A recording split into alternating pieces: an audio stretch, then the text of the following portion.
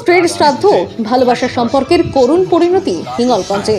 উত্তর 24 পরগনার হিঙ্গলগঞ্জের উত্তর মামুদপুর গ্রামে ঘটল এক ব্যতিক্রমী ও চাঞ্চল্যকর ঘটনা। প্রাক্তন সেনাকর্মী নরেন নায়ক স্ত্রীকে ভালোবেসে বিয়ে করেছিলেন, অথচ 3 বছরের দাম্পত্য জীবন ভেঙে পড়ার পর আজ সেই স্ত্রীকে জীবিত থাকতেই শ্রাদ্ধ করলেন তিনি। নিয়ম মেনে ছবি পুড়িয়ে পিণ্ডদান ও যজ্ঞ করে জীবনের এক অধ্যায় শেষ করলেন এই ব্যক্তি। প্রেম পর্ব শুরু হয়েছিল 3 বছর আগে। ধলতিথা এলাকায় 33 বছর বয়সী সুমিতা সরকারের সঙ্গে নরেন বাবুর আলাপ হয় এবং অল্প দিনের মধ্যেই গড়ে ওঠে ভালোবাসার সম্পর্ক। সমাজের বাধা পেরিয়ে তারা বিয়ে করেন। বিয়ের পর বেশ কিছুদিন সুখে শান্তিতে সংসারও চলছিল, কিন্তু তারপরেই বাধে গন্ডগোল। নরেনবাবুর অভিযোগ, স্ত্রী সোশ্যাল মিডিয়ায় নানা পুরুষের সঙ্গে যোগাযোগ রাখতে শুরু করেন। ক্রমে তা গভীর হতে থাকে। আচমকা একদিন সুমিতা নিখোঁজ হয়ে যান। খোঁজ করতে গিয়ে নরেন জানতে পারেন তিনি নাকি অন্যত্র ঘর বেঁধেছেন। এই বিশ্বাসঘাতকতা কোনোভাবেই মেনে নিতে পারেননি প্রাক্তন সেনাকর্মী। তাই সম্পর্কের ইতি টানতে সামাজিক এবং ধর্মীয় নিয়ম মেনে পুরোহিত ডেকে আয়োজন করেন জীবিত স্ত্রীর শ্রাদ্ধ। স্ত্রীর ছবিতে মালা দিয়ে শ্রদ্ধা জানান, মাথা নাড়া করে যজ্ঞ ও পিণ্ডদান সম্পন্ন করেন। এই ঘটনায় এলাকায় চাঞ্চল্য তৈরি হয়েছে। কেউ বলছেন এমন শ্রাদ্ধ নজিরবিহীন, আবার কেউ বলছেন ভালোবাসায় বিশ্বাসঘাতকতা হলে এমন প্রতিক্রিয়া অস্বাভাবিক নয়।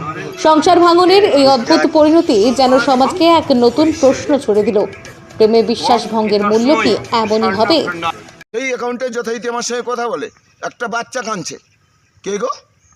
বলছে আমি বাচ্চার দেখাশুনো করি। তোর পাশে একটা পুরুষ খড় বলে যে এই কার সঙ্গে কথা বলছো তুমি, ফোনটা কাটো। সেই মুহূর্তে আমি ওকে ব্লক মেরে সেই মুহূর্তে আমি বেরোয়েছি, তোকে জ্যান্ত শ্রাদ্ধ দেবো তোর। আজকে জলে কেন গেলে? কি জলে কেন গেলে? জলে ওর সারা জীবনের জন্য ওকে আমি জীবন। আমি ওকে ভালোবেসে বিয়ে করেছিলাম, 3 বছরের মতন হলো। কিন্তু মাঝে মাঝে এমন কিছু ঘটনা ঘটিয়েছে, বা হয়তো ও ভেবেছিল আর্মি থেকে রিটায়ার্ড, প্রচুর টাকা পয়সা একটা পাবে টাবে, সেইটা মাঝে আমরা ঘুরেছি অনেক জায়গায়, যেমন মথুরা, বৃন্দাবন, দীঘা টিঘা ঘুরে আমি একটা প্রচুর ঋণদেনায় জড়েই গেছি। তো ওই জন্য হয়তো দেখলো না এখানে সুবিধা হবে না, সে তার নিজের রাস্তা বেছে নিয়েছে। তো নিজের রাস্তা যখন বেছে নিয়েছে, ভাবলাম এরকম তো বারবার ওরকম করা যায় না, তাই জীবন থেকে দূর করে দিলাম।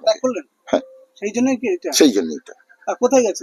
কিচ্ছু যাই না, হয়তো কেউ আছে, না থাকলে হয়তো অতটা সাহস পায় না। মানে আপনার সঙ্গে দেখা হয়েছে বা ফেসবুকে বা কোন রকম ভাবে যোগাযোগ? হ্যাঁ, ফেসবুক টিভি মাঝে মাঝে দেখি, কিন্তু ও যখনই জানতে পারে যে আমি ওটা, আমাকে ব্লক করে নেয়। নিউজে, খবরে, মোবাইলে দেখেছি, কিন্তু প্রথম বাস্তব দেখলাম আমাদের উত্তর মামুদপুর গ্রামে নরেন তার স্ত্রীর শ্রাদ্ধটা করছে। কেন করলেন?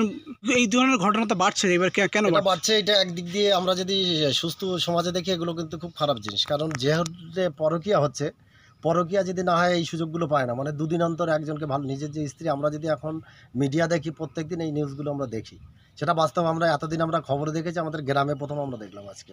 আচ্ছা, ব্যুরো রিপোর্ট, অরণ্য টিভি।